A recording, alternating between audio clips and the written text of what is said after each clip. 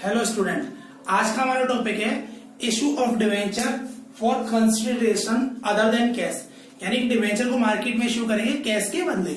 तो कैश के बदले किस तरह से इशू करेंगे? जिस तरह से शेयर्स को हम इशू करते थे मार्केट में कैश के बदले, सेम टू सेम डिवेंचर को भी कैश के बदले वैसे उसी टाइप से इशू नहीं किया जाता है। तो जिस शेयर को हम किसको इशू करते थे? वेंडर को, अंडर राइटर्स को और प्रमोटर्स को। तो यहाँ पर भी इन्हीं तीनों लोगों को ही डिवेंचर्स को अदर देन कैश वाली कंडीशन में इशू किया जाता है। तो प्रमोटर्स कौन होते हैं? प्रमोटर वो पर्सन होते हैं जो कंपनी को प्रमोट करते हैं। अंडर राइटर वो पर्सन होते हैं जो मार्केट में हमारे शेयर्स को और डिवेंचर को सेल करने का काम करते हैं। और वेंडर वो पर्सन होते हैं जो जिनसे हम कुछ ना कुछ चीज मार्केट से परचेस करते हैं। तो हम इन तीनों ही कंडीशंस में शेयर्स को, डिवेंचर्स को किस तरह से इशू किया जाता है मार्केट में, उसके लिए आज जनरल एंट्री पढ़ेंगे। तो फर्स्ट में ले लेता हूं debenture issued to promoter.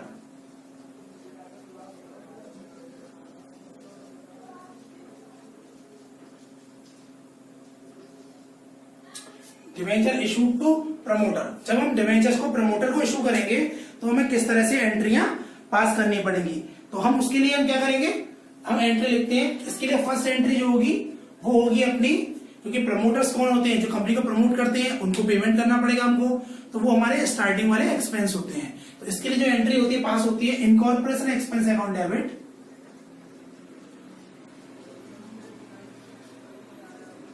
Incorporation expense account debit to promoter account,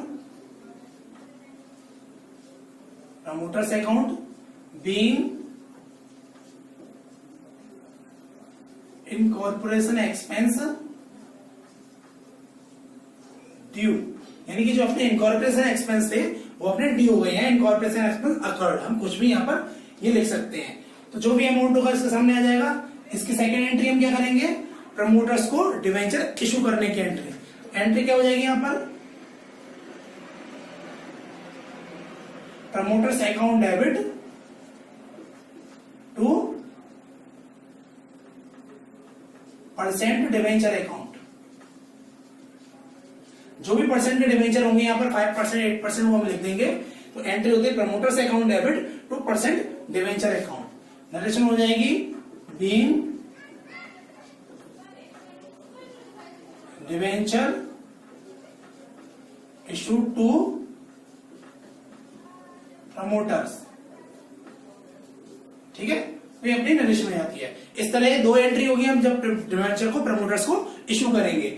अब हम सेकंड लेते हैं debenture issued to underwriter. किस तरह से करेंगे हम?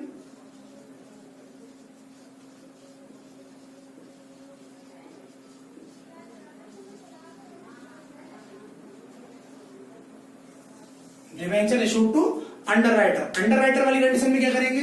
अंडर राइटर कौन से पर्सन होते हैं? जो पर्सन हमारे मार्केट में डिवेंचर्स या शेयर्स को सेल करने का काम करते हैं। तो ये पर्सन हमसे अपना इंटरेस्ट चार्ज करते हैं, अपना कमीशन चार्ज करते हैं। तो जो इनको पेमेंट करेंगे वो कमीशन की फॉर्म में करते हैं। तो उसके लिए क्या एंट्री पास होंगी?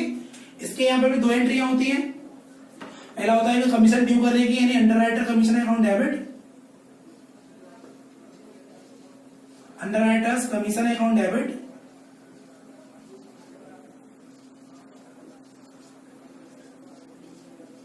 to underwriters account being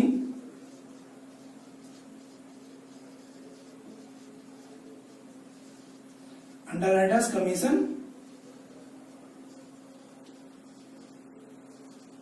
due. यहां पर हमने अंडरराइटर कमीशन ड्यू कर दिया है। इसके बाद कमीशन ड्यू करने के बाद इनको डिवेंचर इशू करने की एंट्री पास करेंगे। एंट्री क्या हो जाएगी? Underwriters account debit to percent debenture account, यानी being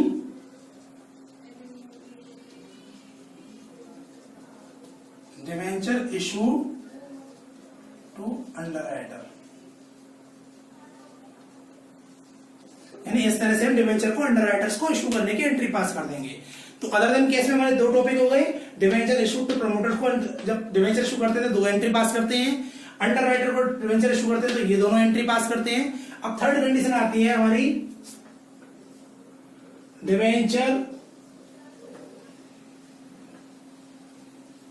issued to vendor।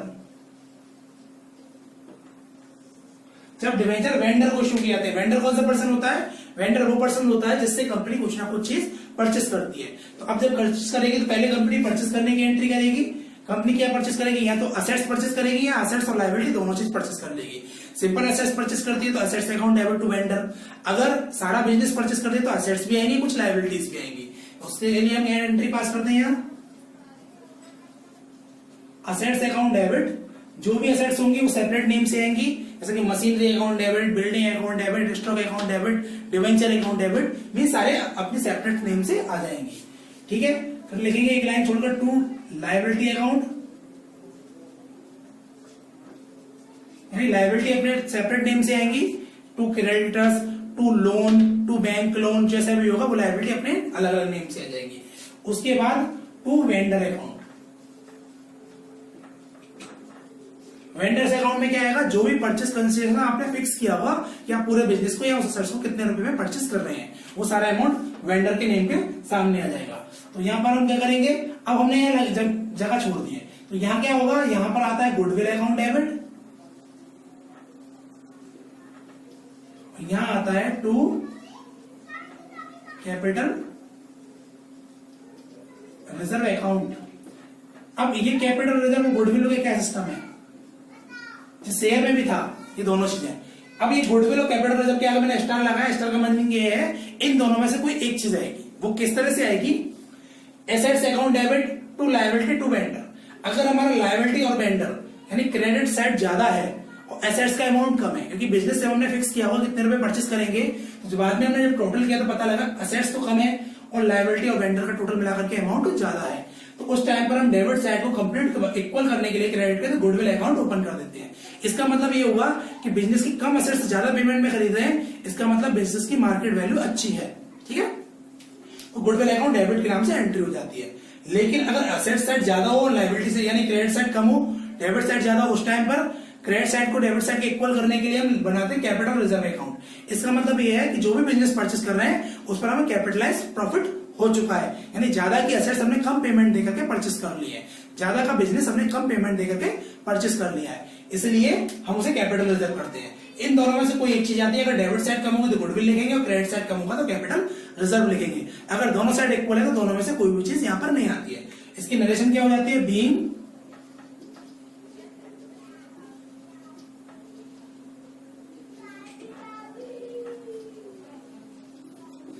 Business purchase. अगर सेपरेट आपने कोई एसेट्स परचेस किया उसका नाम आ जाएगा बीइंग एसेट्स परचेस, और फुल बिजनेस परचेस किया है तो बीइंग बिजनेस परचेस के नाम से एंट्री हो जाएगी।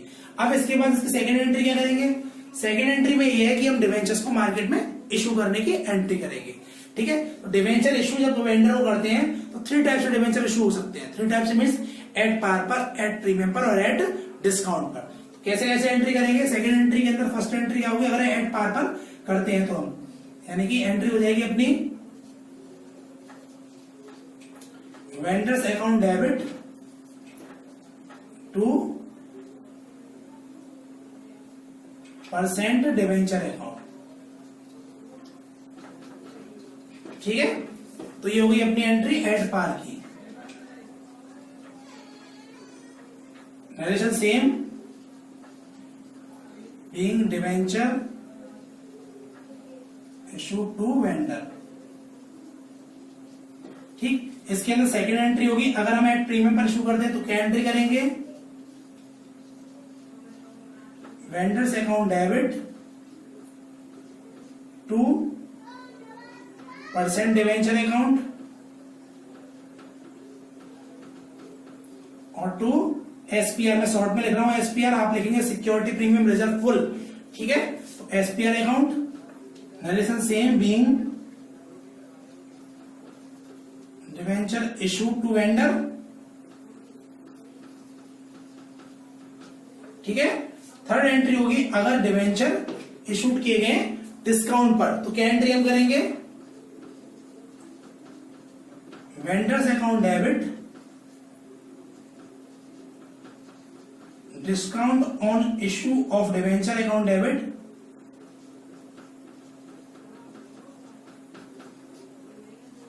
To percent debenture account.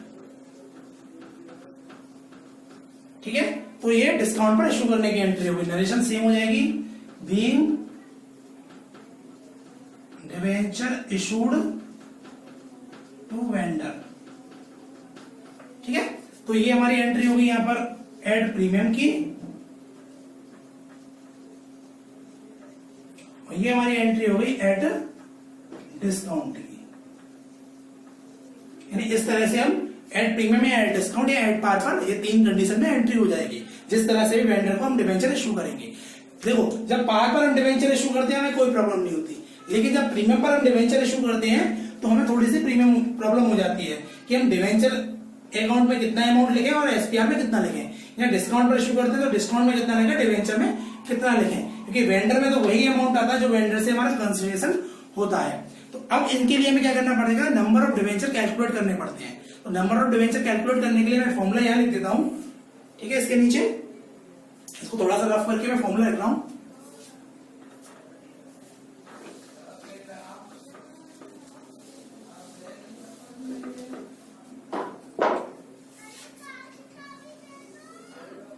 हम वर्किंग नोट कर लेते हैं एक, इसके अंदर हम निकालेंगे नंबर ऑफ इशूड डिवेंचर। इसको निकालने का फॉर्मूला क्या होगा हमारा, कंसिडरेशन